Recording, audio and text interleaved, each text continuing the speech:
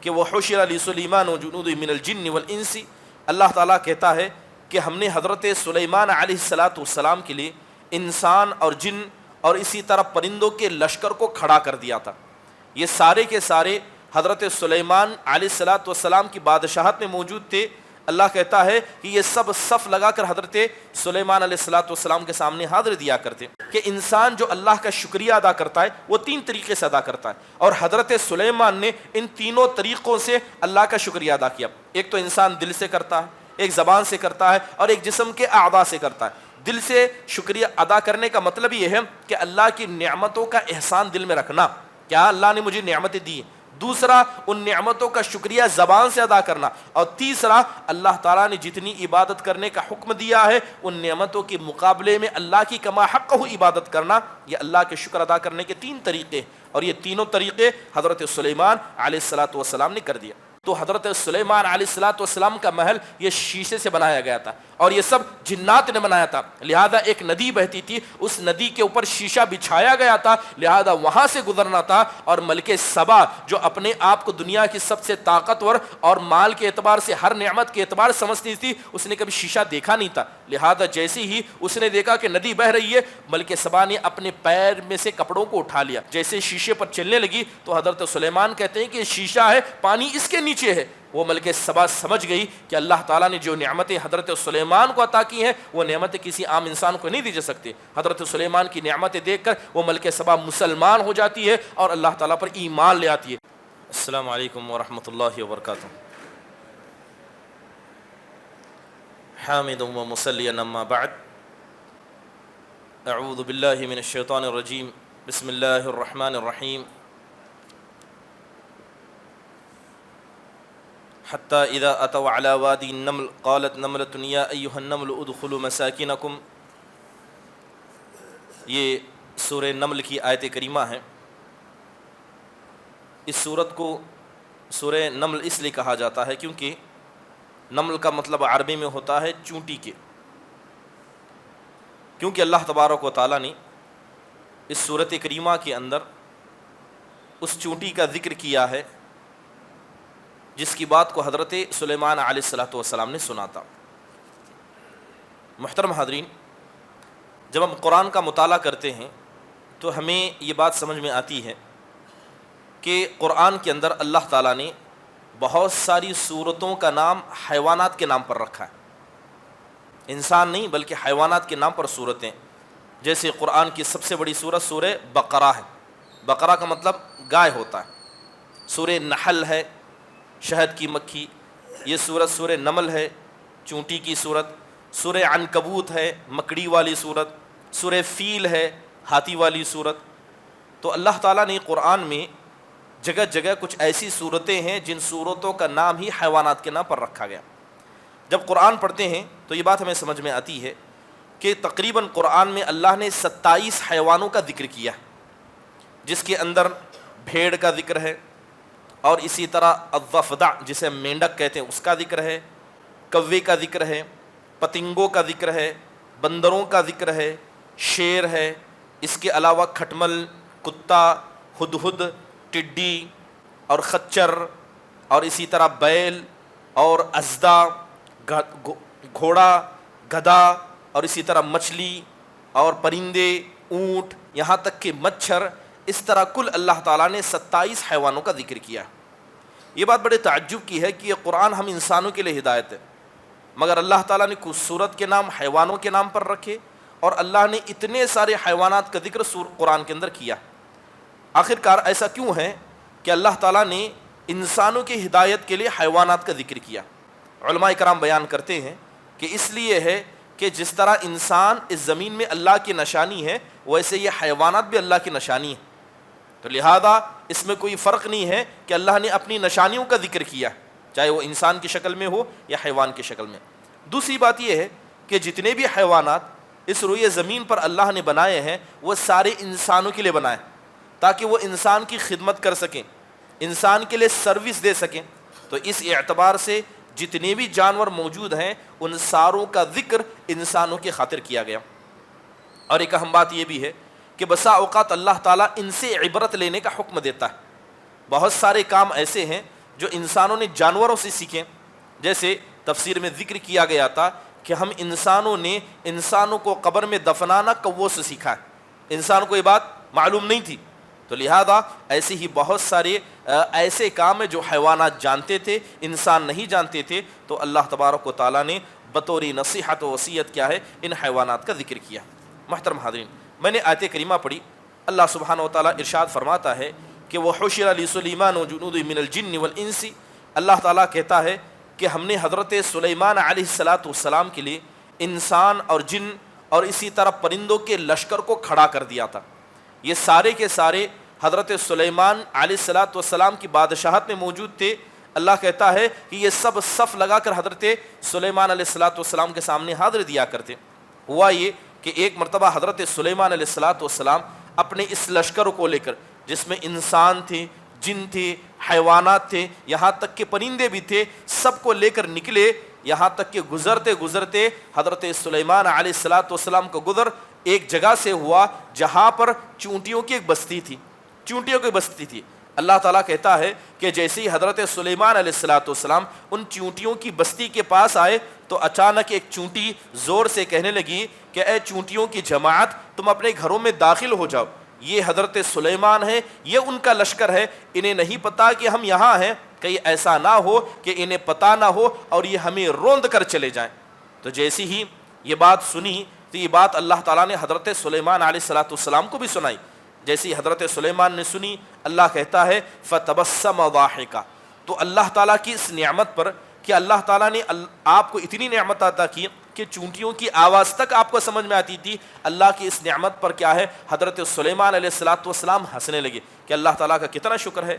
اور اللہ تعالیٰ سے کہنے لگے ربی اوزعنی ان اشکر نعمتک التی انعمت علی.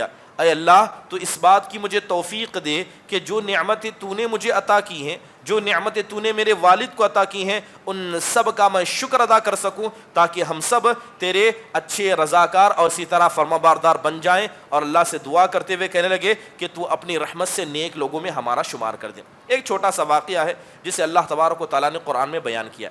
جب اس قصے کو دیکھتے ہیں تو بہت ساری نصیحتیں ہمیں سمجھ میں آتی ہیں.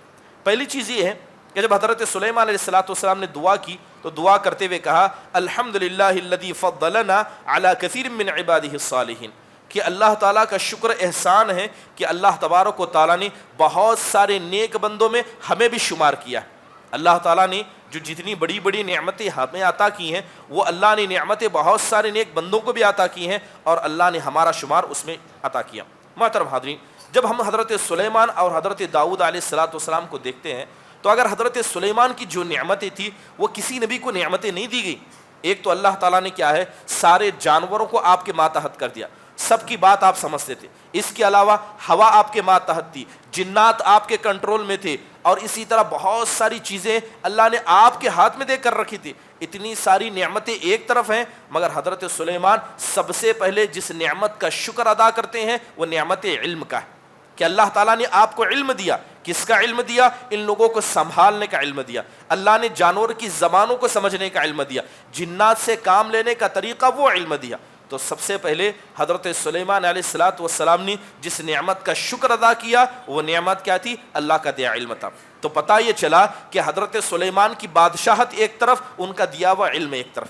تو لہذا حضرت سلیمان کی بادشاہت, جنوں پر سلطنت, پرندوں پر سلطنت, یہ سب اللہ تعالیٰ کی دیے ہوئے علم سے بڑھ کر نعمت نہیں تھی.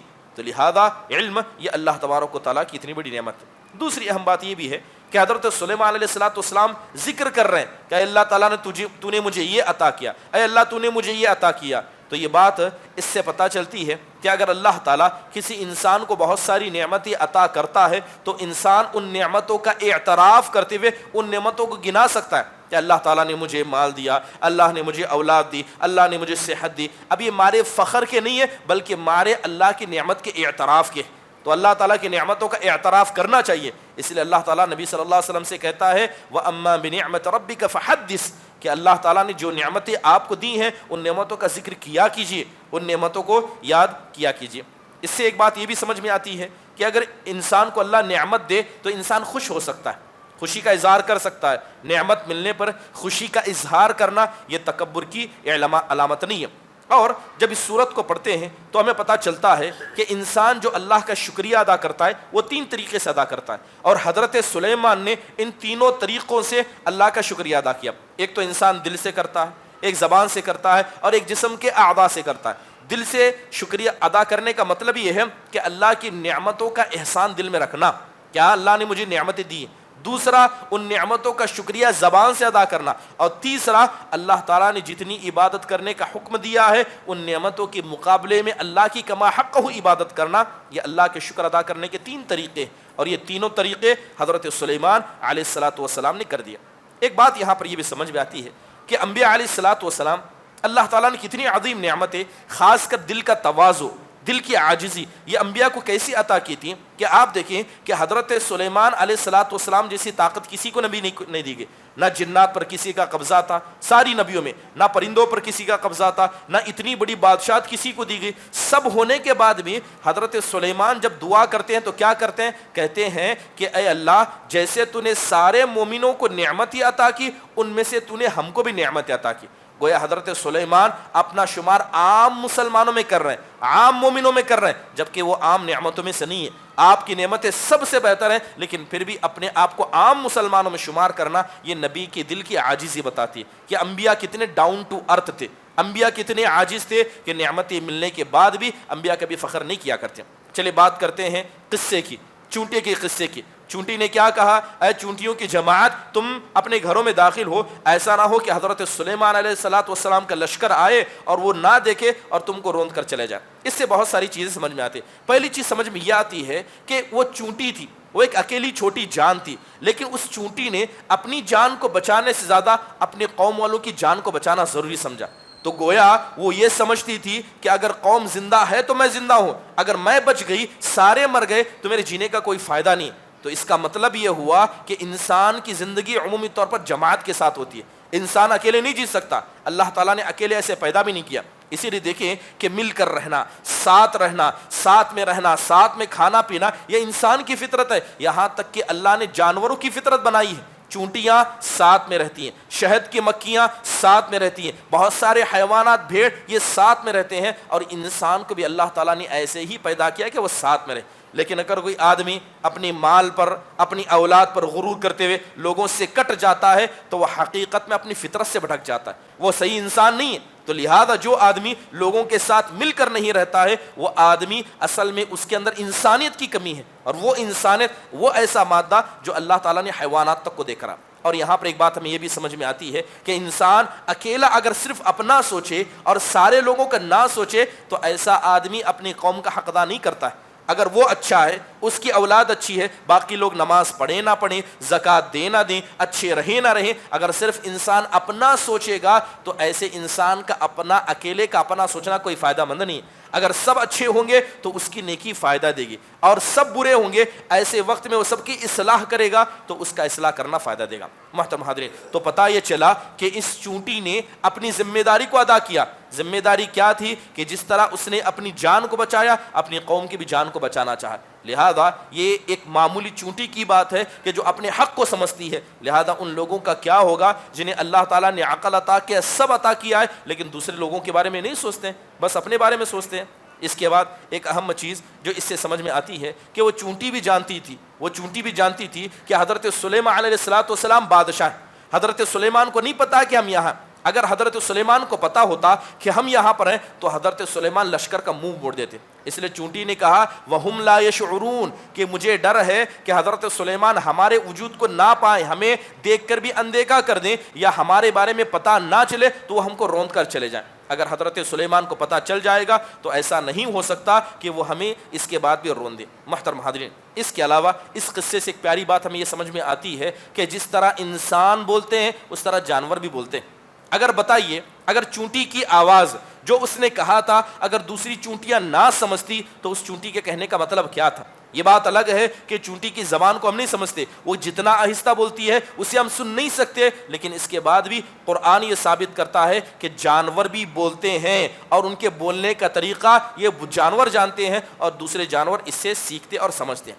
محترم حضرین، اس کے بعد حضرت سلیمان علیہ السلام نے کہا اے میرے پروردگار، اس چونٹی کی آواز کو سن کر تیری نعمت یاد آ گئی، لہذا تو مجھے توفیق دے کہ میں اپنا اور اپنے والد کی جانب سے جو نعمتیں دی گئی ان کا شکر ادا کروں۔ اس سے یہ بات سمجھ میں آتی ہے کہ انسان اپنے والدین کی نعمت کا شکریہ بھی ادا کر سکتا ہے۔ نعمتیں ماں باپ کو ملی، لیکن انسان جو بیٹا ہے، جو اولاد ہے، وہ اپنے والدین کی طرف سے اللہ کا شکریہ ادا کر سکتا ہے۔ جس طرح والدین کی طرف سے وہ صدقہ کر سکتا ہے، والدین کی طرف سے خیرات کر سکتا ہے، اسی طرح والدین کو جو نعمتیں عطا کی گئی ہیں ان نعمتوں کا شکر ایک اولاد بھی ادا کر سکتا ہے۔ ایسا نہیں ہے کہ لا تزر وازرۃ وزر اخری، کہ ہر انسان اپنے بوجھ کو اٹھائے گا، مگر ثواب کی بات کی جائے تو ثواب ایسا ہے کہ ثواب ایک دوسرے کا انسان وجہ بن سکتا ہے۔ اس کے علاوہ ایک اہم بات یہ سمجھ میں آتی ہے کہ والدین یہ اللہ کی کتنی بڑی نعمت ہے۔ ایک چھوٹی سی مثال بتاتا ہوں کہ والدین اللہ کی کتنی بڑی نعمت ہے۔ مان لیجئے کہ کوئی چھوٹا سا بچہ ہے، 8-9 سال کا بچہ ہے، جب تک یہ لڑکا بالغ نہیں ہو جاتا اسلام اس پر حکم نہیں لگاتا کہ وہ مسلمان ہے، کافر ہے۔ لیکن مان لیجئے یہی بچہ مر جائے، اگر اس کے ماں باپ کافر ہوں تو اسلام اس بچے کو کافر سمجھتا ہے، بچے کو کافر سمجھتا ہے، جبکہ ابھی وہ بچہ مسلمان نہیں ہے، جبکہ اب تک وہ بچہ اس پر کوئی اسلام کی ذمہ داری نہیں ہے۔ اس کے مقابلے میں اگر کسی کے ماں باپ مسلمان ہیں اور بچہ بچپن میں مر جائے تو اللہ تعالیٰ اسے مسلمان سمجھتا ہے۔ تو صرف ماں باپ کے کافر ہونے کی وجہ سے بچہ کافر ہو جاتا ہے، ماں باپ کے مسلمان ہونے کی وجہ سے بچہ مسلمان ہوتا ہے، جبکہ نہ ادھر بچہ مکلف ہے نہ ادھر بچہ مکلف ہے، صرف ماں باپ کا احسان۔ لہذا جن کے ماں باپ مسلمان ہیں، جن کے ماں باپ نے انہیں پالا پوسا، نمازوں کی طرف راہ دکھائی، یہ اللہ تعالیٰ کا کتنا بڑا احسان ہے کہ اللہ نے ایسے مسلم گھرانے میں آنکھ کھولی۔ مان لیجئے کہ آنکھ اگر کسی غیر مسلم گھر میں کھولی ہوتی، ایک چھوٹا بچہ بھی مر جائے اگرچہ غیر مکلف ہے، مگر شریعت اسلام میں اسے کافر کہتی ہے اور کافروں میں اس بچے کا شمار کرتی ہے۔ محترم حاضرین، اس کے علاوہ ایک پیاری نصیحت اس قصے سے ہمیں یہ ملتی ہے کہ انبیاء علیہ السلام ہی کیوں نہ ہو، بڑی مقدس ذات ہیں، مگر ان کو بھی اللہ تعالیٰ کی ضرورت تھی۔ بہت سارے لوگ سمجھتے ہیں کہ اللہ تعالیٰ نے ہم کو ہر نعمت عطا کی، اب ہمیں اللہ کی ضرورت کیا ہے؟ یاد رکھیے انبیاء علیہ السلام، حضرت سلیمان علیہ السلام جیسی شخصیت جنہیں دنیا کی سب سے بڑی بادشاہت عطا کی، حضرت سلیمان بھی اللہ تعالیٰ کے محتاج تھے۔ دنیا کا ہر انسان اللہ کا محتاج ہے۔ جو آدمی یہ سمجھے کہ میں اللہ کا محتاج نہیں ہوں، ایسا آدمی یقیناً بڑی گمراہی کے اندر شامل ہو جاتا ہے۔ محترم حاضرین، اس کے بعد اللہ تبارک و تعالیٰ نے قصے کو آگے ذکر کیا۔ اس کے بعد کا قصہ مختصر سے سنا دیتا ہوں کہ جب حضرت سلیمان علیہ السلام وہاں سے آگے بڑھے تو حضرت سلیمان اپنے تخت کے پاس آتے ہیں، آ کر بیٹھ جاتے ہیں۔ حضرت سلیمان کا معمول یہ تھا کہ جب آتے تو ساری لوگوں کو حضرت سلیمان نے جگہ دے کر رکھی تھی کہ انسان یہاں کھڑے ہوں گے، جنات یہاں کھڑے ہوں گے، پرندے یہاں کھڑے ہوں گے، کون سا پرندہ کہاں کھڑا ہوگا، ہر پرندے کی جگہ طے تھی۔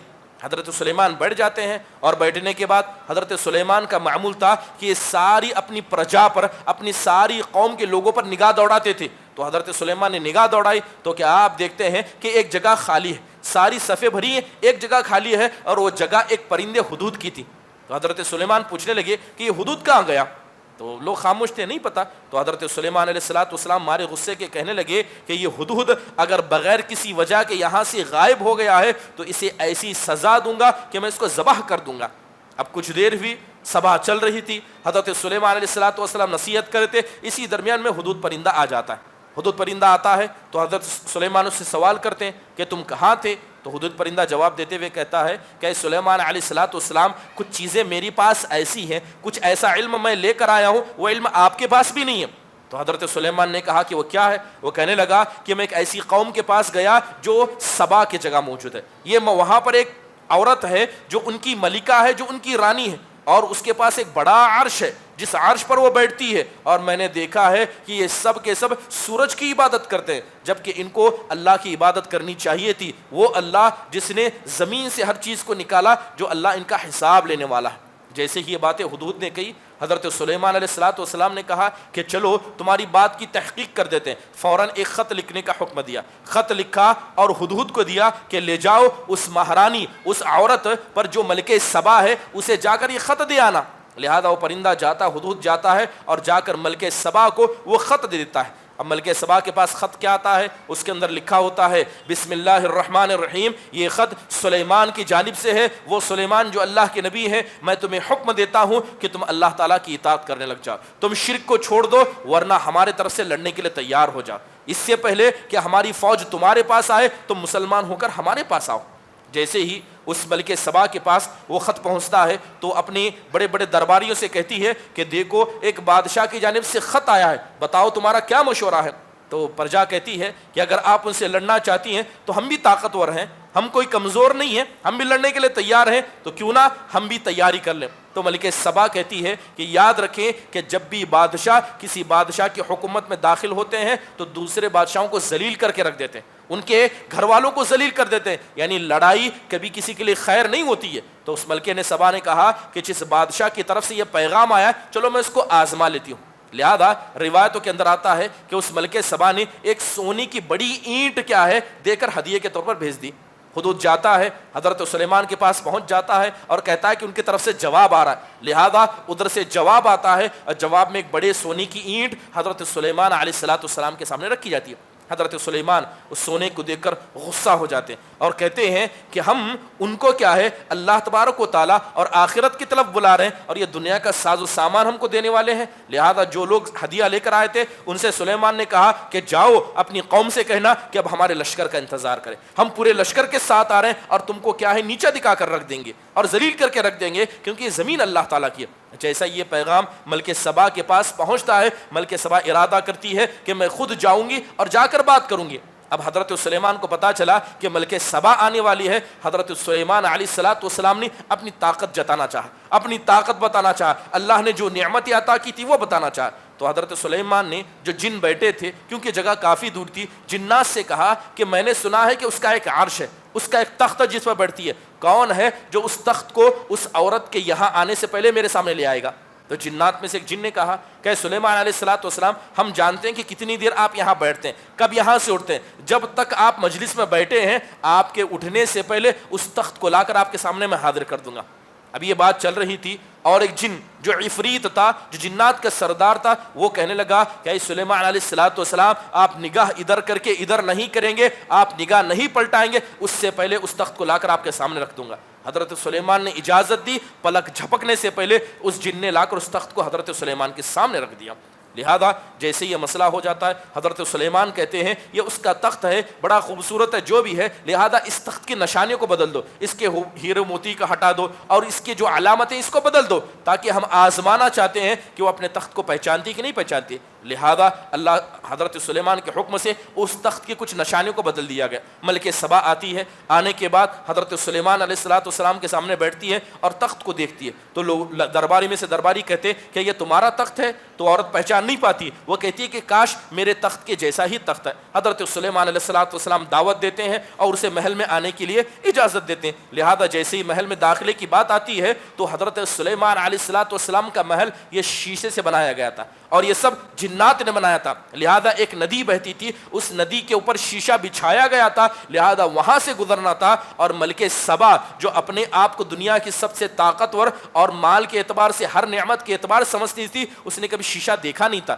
لہذا جیسے ہی اس نے دیکھا کہ ندی بہہ رہی ہے، ملکہ سبا نے اپنے پیر میں سے کپڑوں کو اٹھا لیا، یہاں تک کہ تاکہ اس کے کپڑے پانی میں بھیگ نہ جائے۔ جیسے شیشے پر چلنے لگی تو حضرت سلیمان کہتے ہیں کہ شیشہ ہے، پانی اس کے نیچے ہے۔ وہ ملکہ سبا سمجھ گئی کہ اللہ تعالیٰ نے جو نعمتیں حضرت سلیمان کو عطا کی ہیں وہ نعمتیں کسی عام انسان کو نہیں دی جا سکتی۔ حضرت سلیمان کی نعمتیں دیکھ کر وہ ملکہ سبا مسلمان ہو جاتی ہے اور اللہ تعالیٰ پر ایمان لے آتی ہے۔ اور بعض روایتوں کے مطابق آتا ہے کہ جو سونے کی اینٹ اس ملکہ سبا نے دے کر بھیجی تھی، جیسی ملکہ سبا آئی تو حضرت سلیمان نے جان بوجھ کر اس ملکہ سبا کو اپنے گھوڑوں کے استبل کے پاس سے گزارا، اور جہاں گھوڑوں کے استبل تھے سارے استبل میں ویسے ہی سونے کی اینٹ بچھا دیے اور گھوڑوں کو اس پر چھوڑ دیا، گھوڑے اس پر پیشاب پیخانہ کر رہے تھے۔ تو حضرت سلیمان بچانا چاہ رہے تھے کہ جو ایک اینٹ دے کر تم مجھ پر دنیا کا رعب جتا رہی تھی، اللہ تعالیٰ نے اتنا دیا ہے کہ ہم نے گھوڑوں کی فرش ان اینٹوں کے ذریعے بتا دیا۔ تو یہ جب دیکھا اور شیشے کا منظر دیکھا تو سمجھ گئی کہ حضرت سلیمان کو جو دیا گیا ہے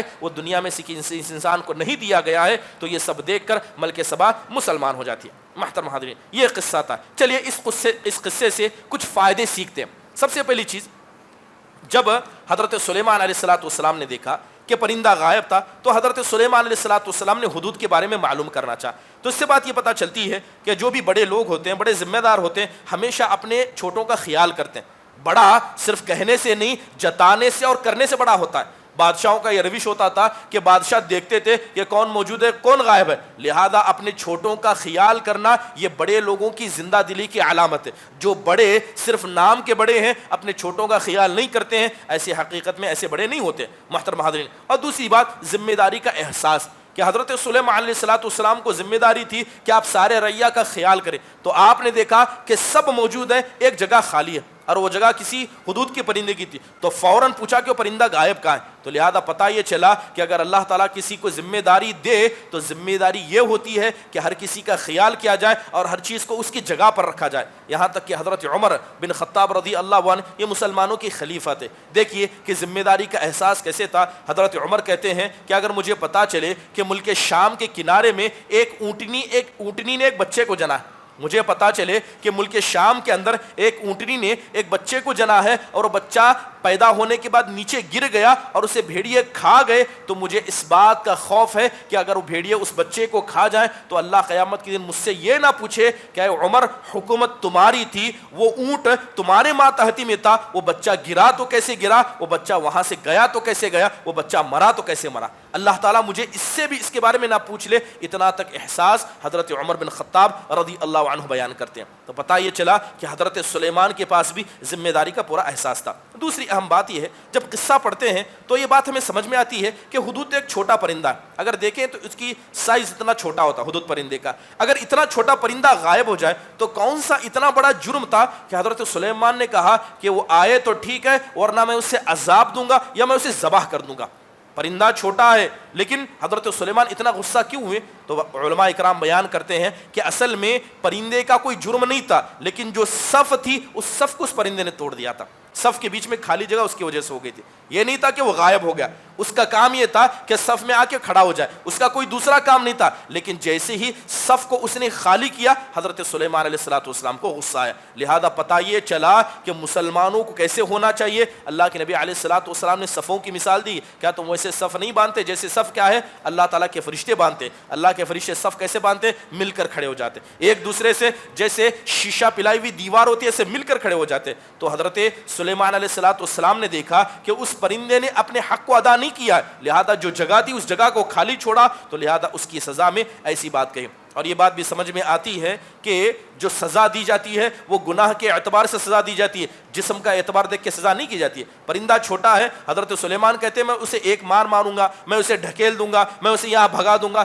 حضرت سلیمان نے نہیں کہا، حضرت سلیمان نے ایسی سزا سنائی جیسے ایک بڑے انسان کو سزا دیتی ہے، کہا کہ اسے میں عذاب دوں گا یا میں اسے ذبح کر دوں گا۔ اصل میں سزا انسانوں کو دی جاتی ہے، لیکن جب سزا کی بات آئے تو سزا چاہے پرندے کو دی جائے یا انسان کو دی جائے، یہاں اسلام کوئی فرق نہیں کرتا۔ ایک نتیجہ، ایک فائدہ ہمیں یہ بھی سمجھ میں آتا ہے کہ حیوانوں کو ادب سکھانے کے لیے مارا جا سکتا ہے۔ ایک جانور ہے جس کا چلنے کا ایک راستہ ہے، اٹھنے کا ایک راستہ ہے، جو لوگ جانوروں کو پالتے ہیں، بھیڑ بکریوں کو یا اسی طرح گائے بیل کو پالتے ہیں، وہ جانتے ہیں کہ جانور کیسے زندگی گزارتے ہیں۔ بسا اوقات جانور اپنی معمولات زندگی کے علاوہ زیادہ شرارت کرتے ہیں، کھلا چھوڑ دیا جائے ادھر ادھر بھاگنے لگتے ہیں، راستے پر چلنا ہے تیز بھاگتے ہیں، کبھی آہستہ چلتے ہیں۔ تو یہ قرآن کی آیت بتاتی ہے کہ جانور بھی اگر اپنی عام زندگی کے علاوہ کوئی غلطی کرے تو جانوروں کو مارا جا سکتا ہے۔ اگر آہستہ چل رہے ہیں تو تیز چلنے کے لیے مارا جا سکتا ہے، اور بہت زیادہ تیز چل رہے ہیں تو انہیں روکنے کے لیے مارا جا سکتا ہے۔ یہ مارنا جانور پر ظلم نہیں ہے، جیسے کہ آج دنیا نے انسانوں کو قتل کرنا آسان سمجھا لیکن کسی جانور کو تکلیف دینے کو بہت بڑا سمجھا۔ یورپ کے لوگوں کو دیکھیے، وہ کتوں کو انسان کے بچوں سے زیادہ پیار کرتے، ان کے یہاں کوئی کتا مر جائے کوئی بلی مر جائے اتنا افسوس کرتے ہیں، مگر وہی ظالم ہے جنہوں نے شرق اوسط کے اندر کتنے مسلمانوں کو مار ڈالا، فلسطین کے بچوں کو مار ڈالا۔ یہ کیا ہے؟ افراط و تفریط ہے، انسانوں سے کم محبت ہے، جانوروں سے زیادہ محبت ہے۔ مگر اسلام انصاف پسند دین ہے، اسلام ہر چیز کے ہر مقام کو اس کی جگہ پر رکھتا ہے۔ اسلام نے جو انسان کو مقام دیا وہ مقام کبھی جانور حاصل نہیں کر سکتا، کہ کتا کتنا ہی اچھا کیوں نہ ہو اسلام اسے گھر کے باہر رکھنے کا حکم دیتا ہے۔ اسلام اجازت نہیں دیتا کہ کتے کو گھر میں رکھا جائے کیونکہ وہ جانور ہے اور انسان اس سے زیادہ معزز اور مقرب ہے۔ محترم حاضرین، اس کے علاوہ ایک بات ہمیں اس قصے سے یہ سمجھ میں آتی ہے کہ اس وقت کے پرندے بھی ذمہ دار ہوا کرتے، اس وقت کے پرندے بھی ذمہ دار ہوتے، ان کی ذمہ داری تھی آ کے کھڑا ہونا ہے۔ چلیے اس کے بعد جب وہ پرندہ آیا، ہدہد آیا، تو حضرت سلیمان نے پوچھا کہ کہاں تھے؟ تو اس نے اپنا ذکر کرتے ہوئے کہا، کیا کہا؟ وَجِئْتُكَ مِنْ سَبْإٍ بِنَبَإٍ عَظِيمٍ، اس نے آ کر کہا کہ میں ایسا علم لے کر آیا ہوں جو علم آپ کے پاس بھی نہیں ہے۔ چھوٹا پرندہ ہے کس سے بات کر رہا ہے؟ حضرت سلیمان علیہ السلام سے. الفاظ دیکھیے, پرندہ کہتا ہے کہ میں ایسا علم لے کر آیا ہوں اے سلیمان علیہ السلام, وہ علم آپ کے پاس بھی نہیں ہے, میں ملک سبا کی خبر لے کر آیا. تو اس سے یہ پتا چلا کہ اگر کوئی چھوٹا بھی اپنے بڑے سے یہ کہے کہ میرے پاس جو علم ہے آپ کے پاس نہیں ہے, تو یہ بے ادبی نہیں ہے, یہ بے ادبی نہیں ہے. ویسے لوگ کہتے ہیں کہ چھوٹا ہے تو چھوٹی زبان کہنا چاہیے, تو یہ پتا قرآن ہی بتاتا ہے کہ اگر کوئی آدمی علم والا ہے, عمر میں چھوٹا ہے, اپنے بڑے سے یہ کہے کہ میرے پاس جو علم ہے وہ آپ کے پاس نہیں ہے, تو یہ بے ادبی نہیں ہے. اور بات اگر علم کی جائے تو یہ بات سمجھ لیجئے کہ اللہ تعالیٰ نے علم ہر کسی کو الگ الگ دے کر رکھا ہے. سارے انسانوں کا علم ایک جیسا نہیں ہو سکتا. اللہ تعالیٰ کہتا ہے کہ ہر انسان کا علم الگ ہے, وہ فوق کل ذی علم علیم, کہ ہر علم والے کے اوپر علم والا ہے. اس لیے دیکھیں کہ صحابہ اکرام کی شخصیتیں بھی علم کے مسئلے میں الگ الگ تھی. کتنے ایسے صحابہ تھے جن کو بڑے بڑے مسائل نہیں پتہ تھے, بڑے بڑے مسئلے, جو مسئلے چھوٹے بچے جانتے تھے, بڑے بڑے صحابہ کو مسئلے نہیں پتہ تھے. جیسے مثال کے طور پر حضرت عمر بن خطاب کو یہ حدیث نہیں پتہ تھی کہ گھر میں اگر کوئی آنا چاہے تو 3 مرتبہ اجازت لے, اگر کوئی گھر سے آواز نہ دے تو باہر چلے جائے. حضرت عمر بن خطاب رضی اللہ عنہ کوئی معمولی صحابی نہیں, جنت صحابی ہیں, مسلمانوں کے دوسرے بڑے خلیفہ ہیں. یہ حدیث حضرت عمر کو نہیں پتہ. یہاں تک کہ جب حضرت ابو موسیٰ کو پتہ چلا تو حضرت ابو موسیٰ مجلس میں آئے تو بتایا گیا کہ جو انصار کے اتنے بچے ہیں سب سے چھوٹا بچہ اس حدیث کو بیان کرے گا. گویا انصار کے چھوٹے بچے اس حدیث کو جانتے تھے, اور حضرت عمر بن خطاب جیسے عظیم شخصیت اس قصے کو نہیں جانتی تھی. اس کے علاوہ حضرت عمار بن یاسر, حضرت عبداللہ بن مسعود رضی اللہ عنہ, یہ بڑے جلیل القدر صحابہ ہیں, مگر بڑا آسان مسئلہ ان کو نہیں پتا تھا. اگر کوئی آدمی ناپاک ہو جائے, پانی نہ ملے, تو وہ آدمی تیمم کر سکتا ہے. یہ مسئلہ حضرت عبداللہ بن مسعود کو بھی نہیں پتا تھا, یہ مسئلہ کہ حضرت عمار بن یاسر کو نہیں پتا تھا. آخری زندگی میں ان کو پتا چلا. چھوٹی حدیث ہے, معمولی حدیث ہے, شاید آپ میں سے ہر کوئی جانتے ہوں گے, مگر یہ جلیل القدر صحابہ اس علم سے واقف نہیں تھے. اس کے علاوہ ایک حدیث ایسی آتی ہے, یہ بتایا جاتا ہے کہ یہ مسئلہ صرف حضرت عبداللہ بن عباس کو جانتے تھے. بڑا مسئلہ اکثر صحابہ جانتے ہی نہیں تھے. مسئلہ یہ تھا کہ اگر کوئی عورت حائضہ ہو جائے اور وہ حج کرنے جائے اور طواف افاضہ کرنا باقی ہو, جیسے کہ جن لوگوں نے حج کیا ہے وہ جانتے ہیں کہ حج ختم ہونے کے بعد ایک طواف کیا جاتا ہے جسے طواف وداع یا طواف افاضہ کہا جاتا ہے. تو اگر حضرت عبداللہ بن عباس کہتے ہیں کہ میں نے اللہ کے نبی کو سنا ہے کہ اگر کوئی عورت کیا ہے, اگر طواف افاضہ کرنے سے پہلے اسے حیض آ جائے تو وہ طواف نہیں کرے گی, بغیر طواف کرے چلی جائے گی. حضرت زید بن ثابت سے پوچھا گیا کہ نہیں, یہ بات غلط ہے. حضرت ابن عباس سے پوچھا گیا کہ میں نے اللہ کے نبی سے سنا. تو صحابہ اکرام میں سے تمام صحابہ کو ہر قسم کا علم موجود نہیں تھا. تو اب دیکھیے کہ بہت سارے لوگوں کو دیکھا جاتا ہے کہ جب اپنے یہاں کے عالم سے کوئی مسئلہ پوچھتے ہیں اور کہتے ہیں کہ اتنی بات آپ کو نہیں پتا, تو لوگ سمجھتے ہیں کہ ہر بات ہر عالم کو پتا ہونا ضروری ہے. یہ صحابہ کی شخصیتیں جن کو بڑے بڑے مسئلے نہیں پتا تھے, کیونکہ اللہ تعالیٰ نے ہر علم ہر انسان کو دے کر نہیں رکھا ہے. اگر کسی انسان کے پاس کوئی بڑا مسئلہ بھی نہ پتا ہو تو جان لیجئے یہ عام فطری بات ہے. ایک بڑا پیارا قصہ ذکر کیا جاتا ہے کہ ایک مرتبہ ایک شاگرد استاد بیٹھے تھے, تو استاد سے ایک سوال پوچھا گیا. تو استاد نے کہا کہ مجھے نہیں پتا ہے. تو جو شاگرد بیٹھے تھے, شاگرد میں سے ایک شاگرد نے کہا کہ مجھے یہ مسئلہ پتا ہے. لہذا شاگرد نے مسئلہ بیان کر دیا. اب استاد کو غصہ آیا. استاد کہنے لگا کہ میں استاد ہوں, تم نے یہ جواب کیسے دیا؟ تو بچے نے جواب دیتے ہوئے کہا کہ آپ کتنے بھی علم والے ہوں گے, لیکن آپ کا علم حضرت سلیمان علیہ السلام سے زیادہ نہیں ہو سکتا. اس کے بعد بھی حضرت سلیمان کو ملک سبا کے بارے میں پتہ نہیں تھا. اور میں کتنا بھی چھوٹا ہو جاؤں, میں حدود سے بھی چھوٹا نہیں ہوں. وہ حدود جسے 10 باتیں ایسی پتہ تھی جو حضرت سلیمان کو بھی پتہ نہیں تھی. تو پتہ یہ چلا کہ علم اللہ تعالیٰ بانٹتا ہے, علم اللہ تعالیٰ رزق کے ذریعے دیتا ہے. لہذا کسی چھوٹے کو بھی وہ علم ہو سکتا ہے جو بڑے کو نہیں ہو سکتا. چلیے اس کے بعد اگر قصے کو آگے بڑھایا جائے تو یہ پتہ چلتا ہے کہ حضرت سلیمان نے تو کہا تھا کہ لیٹ آنے کی وجہ سے میں اسے قتل کر دوں گا. کیا حضرت سلیمان نے حدود کو ذبح کیا؟ نہیں ذبح کیا. حدود بچ گیا. کیوں بچ گیا؟ صرف علم کی بنیاد پر. اسے اللہ نے جو علم دیا تھا, جو حدود کے پاس علم تھا, اس علم کی اتنی طاقت تھی کہ حضرت سلیمان نے تاخیر سے آنے کے بعد بھی اسے ذبح نہیں کیا, اسے معاف کیا. صرف کس وجہ سے؟ علم کی طاقت کی وجہ سے. محترم حاضرین, اس کے بعد حضرت سلیمان علیہ السلام نے پرندہ تھا, اب اس کی بات کو آزمانا تھا کہ اس نے جو کہا ہے سچ ہے یا جھوٹ ہے. تو حضرت سلیمان علیہ السلام نے کیا کیا؟ خط دیا, اور خط دے کر کہا کہ جاؤ مجھے بتا کر آنا, کہ پتا کرو کہ جو بات تم کہہ رہے ہو سچ ہے یا جھوٹی ہے. اب ایک سوال یہاں پیدا ہوتا ہے کہ حضرت سلیمان علیہ السلام کے سامنے بڑے بڑے جنات موجود تھے, لیکن پیغام دے کر آپ نے کسے بھیجا؟ ایک چھوٹے پرندے کو پیغام دے کر بھیجا.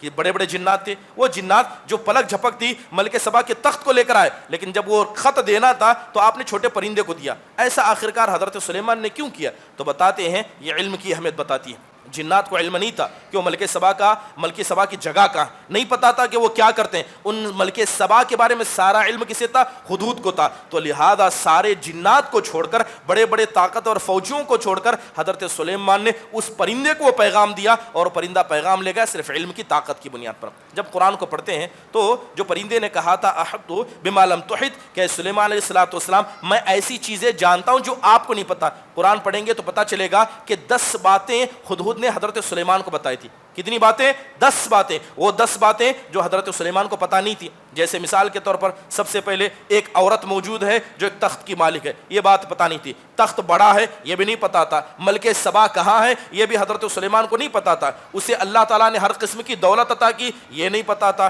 وہ لوگ غیر اللہ کی عبادت کرتے ہیں، یہ نہیں پتا تھا. سورج کو سجدہ کرتے ہیں، یہ نہیں پتا تھا. یہ اللہ کے ساتھ شرک میں آ گئے، یہ نہیں پتا تھا. اس کے علاوہ شیطان نے ان کے گناہوں کو مزین کر دیا ہے، یہ نہیں پتا تھا. یہاں تک کہ پرندے نے آ کر کہا کہ یہ سب کے سب گمراہ ہیں، کبھی ہدایت لانے والے نہیں. یہ ساری 10 باتیں حدود کو پتا تھی. اور یہ 10 باتیں کسے نہیں پتا تھی؟ حضرت سلیمان علیہ الصلوۃ والسلام کو. اب یہاں پر ایک سوال پیدا ہوتا ہے کہ حضرت سلیمان علیہ الصلوۃ والسلام اتنے بڑے نبی، اتنے بڑے بادشاہ، اتنی بڑی بات ان سے چھپ کیسے گئی؟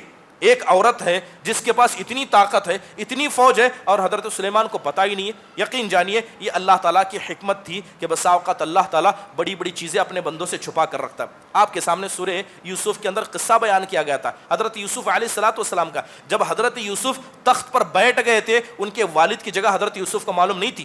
اگر حضرت یوسف کو پتا ہوتا ہو کہ ان کے ابا وہاں ہیں، حضرت یوسف خود چل کر جاتے. لیکن حضرت یوسف کو پتا نہیں تھا کہ ان کے والد صاحب کہاں ہیں. جب تک کہ ان کے بھائی اس جگہ نہیں آئے جہاں حضرت یوسف تھے، تب تک حضرت یوسف کو پتا نہیں تھا. کیسے پتا نہیں تھا؟ کیوں نہیں پتا تھا؟ یہ اللہ تعالیٰ کی حکمت ہے کہ اللہ تعالیٰ نے ان کے والد کی جگہ کو بھی حضرت یوسف سے چھپا کر رکھا تھا. اسی طرح اللہ تعالیٰ نے حضرت سلیمان علیہ الصلوۃ والسلام کو ملک سبا کے حوالے سے علم نہیں دیا تھا. محترم حاضرین، اب اس کے علاوہ ایک اہم بات اس قصے سے جو ہمیں سمجھ میں آتی یہ ہے کہ حیوانات بھی عقل رکھتے ہیں. حیوانات بھی عقل رکھتے ہیں. ہم اکثر کہتے ہیں کہ حیوانات کے پاس عقل نہیں ہے، حیوانات بیوقوف جانور ہے. ایسا نہیں ہوتا ہے، حیوانات بھی عقل رکھتے ہیں. جیسے مثال کے طور پر عام زندگی میں دیکھا جائے، بیل کو بھینس کو بلایا جاتا ہے تو بیل بھینس آتے ہیں، انہیں ڈانٹا جاتا ہے تو وہ سمجھ جاتے ہیں، انہیں بھگایا جاتا ہے تو وہ جانتے ہیں. تو اتنی تو عقل جانور رکھتے ہیں کہ وہ عقل انسان کے مقابلے میں زیادہ نہیں کم ہے، مگر جانور عقل رکھتے ہیں. لیکن جب بات حضرت سلیمان علیہ الصلوۃ والسلام کے زمانے کی جائے، یاد رکھیے کہ جو ایک انسان کے اندر عقل تھی، اللہ تعالیٰ نے وہی عقل جانوروں کو عطا کی تھی.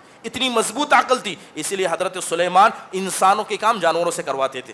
حضرت ابو حدود پرندہ ہے، اسے پیغام بھیجا. کس بات کا پیغام؟ اللہ کی توحید کا پیغام. وہاں انسان ہے، جنات ہیں، سب کو چھوڑا اور اللہ کی توحید کا پیغام ایک پرندے سے دے کر بھیجا، کیونکہ وہ پرندہ عقل رکھنے والا پرندہ، وہ معمولی پرندہ نہیں تھا. تو لہذا یہ قصے ہیں. اس کے علاوہ یہ بات بھی پتہ چلتی ہے کہ اللہ تبارک و تعالیٰ نے جنات کو کتنی طاقت دے کر رکھی ہے کہ پلک جھپکتی ہی اگر تاریخ دیکھی جائے اور حادثات کا مطالعہ کیا جائے تو پتہ چلتا ہے کہ حضرت سلیمان علیہ الصلوۃ والسلام جہاں تھے، ملک سبا تھی، کئی کلومیٹر کا فاصلہ تھا، بلکہ ذکر کیا کئی 100 کلومیٹر کا فاصلہ تھا ان دونوں کے درمیان. لیکن اس جن نے کیا کیا؟ پلک جھپکتے ہی وہاں گیا اور تخت کو اٹھا کر لا کر حضرت سلیمان علیہ الصلوۃ والسلام کے سامنے رکھ دیا. تو پتہ یہ چلا کہ جنات کو اللہ تعالیٰ نے کچھ ایسی طاقتیں عطا کی ہیں جو طاقتیں خارق العادات میں سے، بلکہ یوں کہا جائے کہ وہ طاقتیں عام طاقتوں میں شمار نہیں ہوتی ہیں. آپ تصور کریں کہ جنات آسمان میں جاتے ہیں، جنات آسمان میں جاتے ہیں اور آسمان میں جا کر وہاں کی خبروں کو چراتے ہیں. آسمان میں جانا،